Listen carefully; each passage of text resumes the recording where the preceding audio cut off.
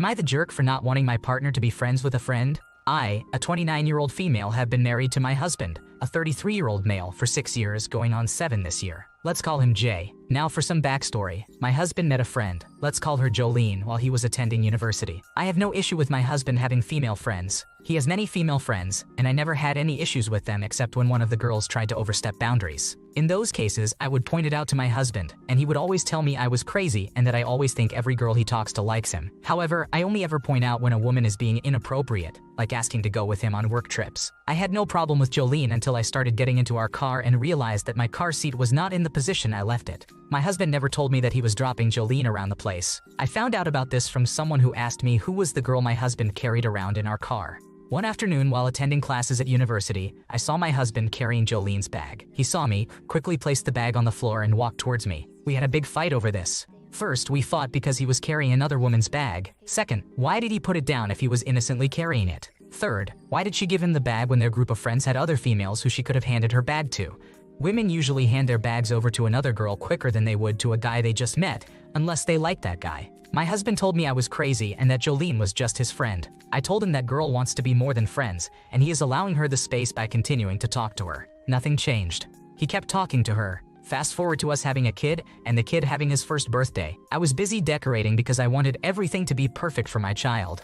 My husband was on his phone all the time during this period. He left the phone down and a message came in from Jolene asking if he wanted help. I got curious and checked the messages. It turns out my husband had been messaging Jolene all hours of the day, telling her when he was going on out-of-town trips and her asking if she could come along. I got really upset and asked him what was going on. He told me that he was an adult and could handle his friendship. I started resenting him because clearly this girl is trying to work her way in, and instead of hearing me, he kept brushing it off. We own a business together, and one day while we were at the business, Jolene came in with a guy. Jolene never acknowledged me but walked straight into the business, right up to my husband, and started talking. I sat there with my mouth hanging open, waiting to see if my husband would introduce us. None of that happened. When Jolene left, I exploded. My husband told me again that I was overreacting, that his friend just came by to check out the business, and that she even came with her boyfriend. Neither of these people introduced the people who are supposed to be their significant others. We had a really big fight again, and I asked to see the messages they were sending to each other. My husband deleted the messages and said he did it because I would read them and take everything out of context. He said that he was an adult and I was trying to control who he was friends with. I felt hurt again, because why wouldn't he see what was happening? It honestly felt like he was literally choosing someone over me and allowing her in.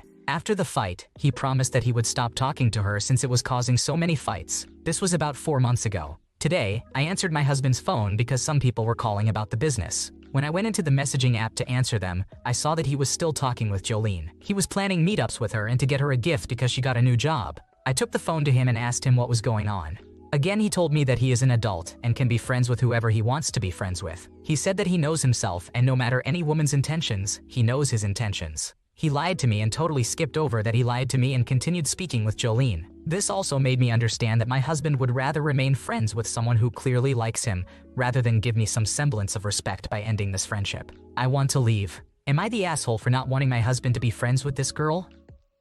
Your post was removed because it exceeds the 3,000 character limit. Please consider resubmitting a briefer post. You are not allowed to continue your post in the comments or another thread. Read our rules in full before attempting to repost. Am I the jerk for walking away from my Phil's wife after she spoke negatively about my wife during my sister-in-law's wedding? My wife's younger sister got married 3 weeks ago. For the wedding, my wife filled the role that should have been filled by their mother, who passed away when my wife was a teenager. My wife stepped up as the family mom. It ruined her relationship with her father in the process because she had to mother him as well and take care of the family. She wanted him to be a better father, but he was not capable at the time. To this day, things are strained. My wife's siblings lived with her for a period of time after she moved out. After my wife turned 18 and moved out, her father got remarried. There has always been tension between my wife and her father-in-law's wife over the role my wife plays and the role her father-in-law's wife wanted to play. My wife's younger siblings did not end up looking to her father-in-law's wife as a maternal figure and instead continued looking to my wife. This bothers her father-in-law's wife to some degree. My sister-in-law's decision to have my wife fill the role on her wedding day brought forth some comments from my father-in-law's wife. It was more about the tradition they have in their family, which may be related to a cultural thing in their mother's family. Their family always has the bride spend the night before and right up until the wedding with her mother. They do not leave each other's sides and help each other get ready together. My wife did this with her sister. My father-in-law's wife wanted to be a part of this. She was upset previously when my wife did not invite her to do it for our wedding. It was a bigger deal with my sister-in-law because they lived together for 6 or 7 years. My father-in-law's wife found me during an in-between moment and told me my wife must be so happy she got to keep her out of yet another one of the weddings. She said my wife must be smug that she was not thought of enough to be invited in alongside the two sisters and was basically a +1 and nothing more. I told her I did not appreciate her talking about my wife in that way. She started to make another comment, so I walked away without saying another word. She stewed on that for the rest of the wedding and days later brought it up to my in-laws and demanded an apology from me. My wife told her I did not owe her an apology for walking away in the manner that I did. Am I the asshole? I think you are not in the wrong here. Frankly, walking away was a lot kinder and classier than most people would have been. Insisting on an apology in that situation is crazy lol. Wish her luck in getting that apology.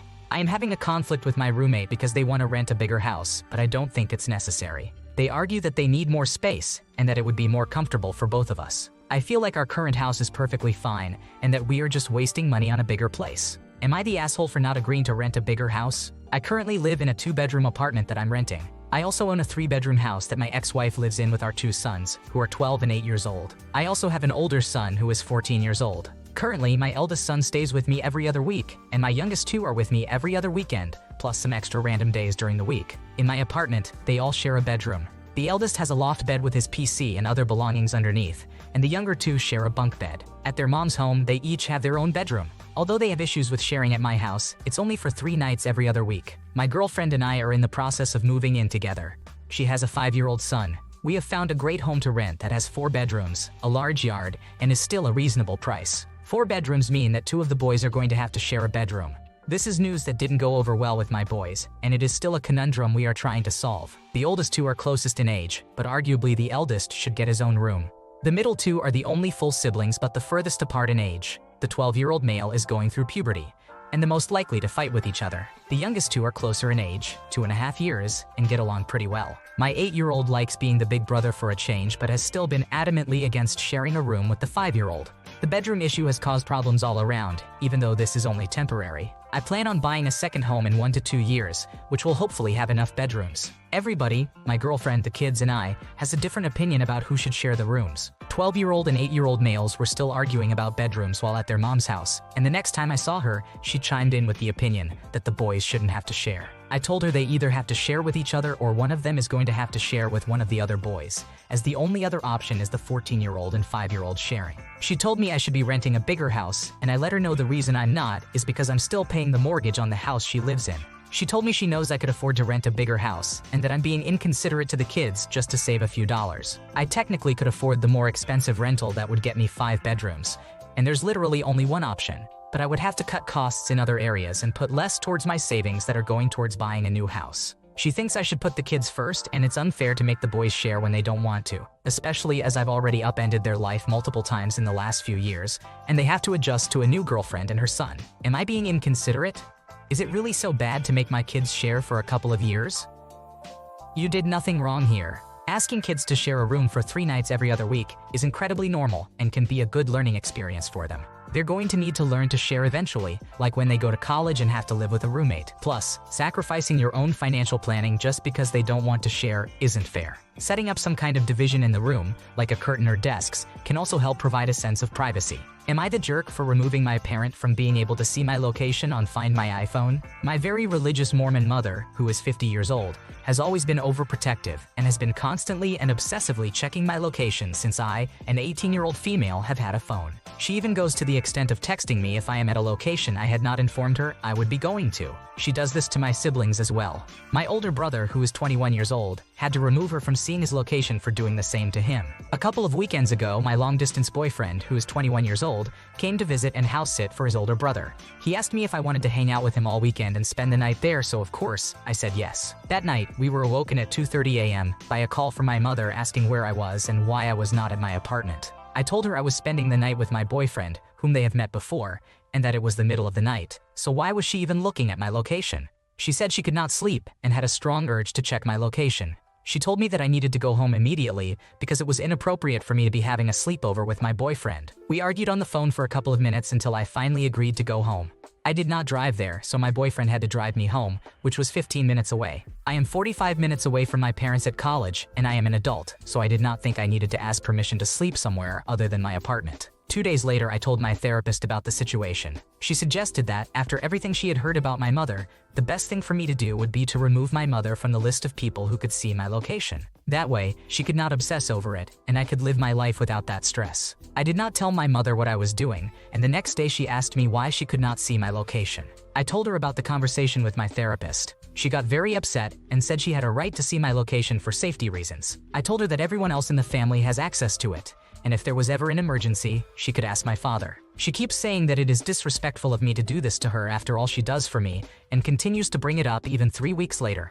To be fair, my parents are paying for my education, and they are helping with part of my rent. But does that give them the right to still have a say in everything I do, and the way I want to live my life? I have talked to my father, and he said he understands that my mother can be a little obsessive, but she just loves and cares about me and my safety. Ultimately, he supported my decision. After talking to both my older brothers, everyone seems to be on my side and think it is best for everyone. But at the end of the day, my mother still has not forgiven me. Am I the asshole?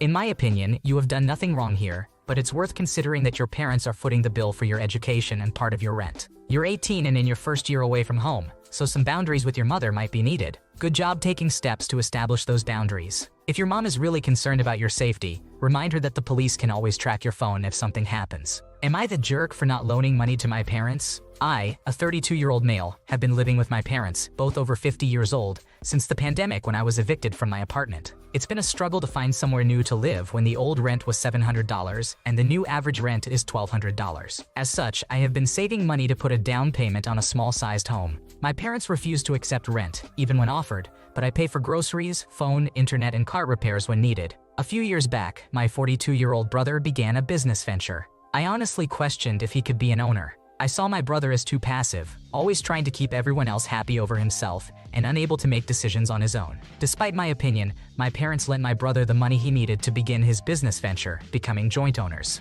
I made it known I did not want anything to do with the business, though I welcomed my brother to prove me wrong. As dumb as this sounded to me, I still wanted him to succeed. This drained my parents' bank account, though I was not exactly sure how severe it was. Over the next 3 years, my brother made questionable business decisions. He, our parents, the bookkeeper, and his girlfriend have constantly disagreed on how the business should be run. It got to the point where I considered fronting the money for a show like Restaurant Impossible or Bar Rescue to come talk sense into everyone, as the only thing the family talks about now is how the business is failing. A few days ago, I learned just how severe the situation was. My father took me out for dinner and asked me for a $60,000 loan. He would sign the family house over to me until it was paid off. The $60,000 would pay off the loan my parents took out to start my brother's business, rent, and some other things. My father said, "I am in a tunnel and I don't see a light. I'm asking you for help because I want a light at the end of the tunnel." When he asked for that money, I told him the truth. I said I cannot in good conscience lend him the money when I told him this was going to happen, especially when I want to use that money to get a new house or apartment.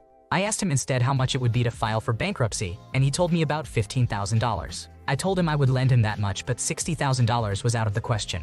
The conversation was painful. For the past week, my parents have been acting cold, and my brother isn't responding to any more texts or messages. When I asked my dad if this was about the loan, he said, "You said no, and that's the end of it. I'll find some other way." I feel like I'm letting down the family, especially if they were desperate enough to come to me, who can't even find an affordable house. But at the same time, I can't just give that up so that maybe my brother's business would survive. So Reddit, am I the asshole?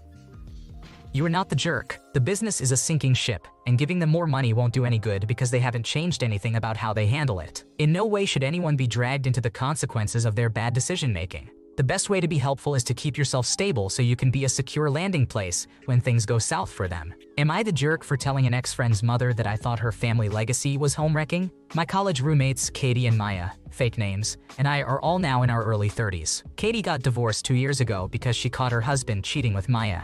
The stress was overwhelming, and she also miscarried violently, was in the hospital for a month, and suffered from a psychological breakdown. Maya was apparently too ashamed to even visit Katie or apologize in person, and our entire friend group cut her off. Katie's ex moved to another city, and no one kept contact with him. Throughout the entire time I've known Maya, her personality was influenced by being an affair baby. She was spoiled rotten by her mother, who was her father's mistress, and has no remorse for it. Her very rich father paid for her college flat, bought her a house, and covered her in money because he felt guilty that she came from a broken home. Maya, however, kept on complaining about how she grew up poor. Her mother is a PR manager and earns a lot, and how we wouldn't know how to grow up like her. We felt very sorry for her, and both Katie and I babied her a lot. Maya's mother, Lisa, fake name, actually defended her daughter when the affair came to light and told everyone that it was not her daughter's fault. Throughout these 2 years, Lisa has tried and failed to get Maya to reconcile with her friends, and Lisa has lost a lot of friends and relatives in the process because no one wants to associate with them. Our alma mater has a very tight alumni network. Maya's actions resulted in no one being willing to be a reference when she wanted to change jobs. Our batch comes together every year and organizes a bake sale for a charity we worked in during undergrad.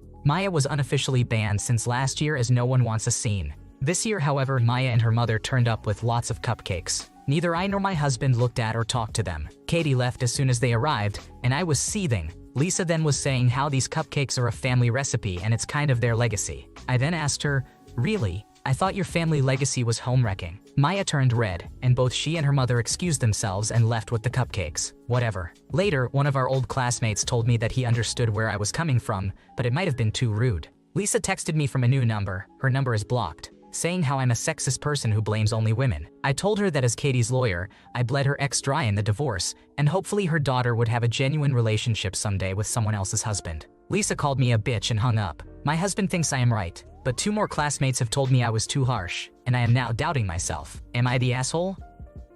You are not the jerk. You absolutely nailed it with those comments to Lisa. Seriously, fucking cupcakes? Maya and her mom thought cupcakes would fix ruining someone's life? There are no jerks here, OP. They should be hanging their heads in shame, especially Maya. Thanks for watching. When you subscribe, make sure to hit the bell to turn on notifications so you never miss a video. To finish listening to all the stories, check out the playlist in the description.